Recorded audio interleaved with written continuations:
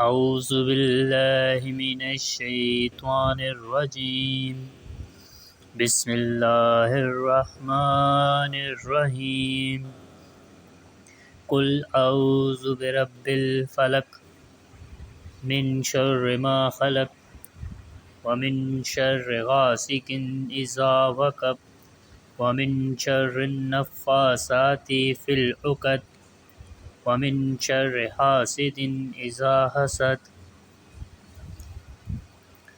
شروع کرتا ہوں اللہ تعالیٰ کے نام سے جو بڑا مہربان نہایت رحم والا ہے۔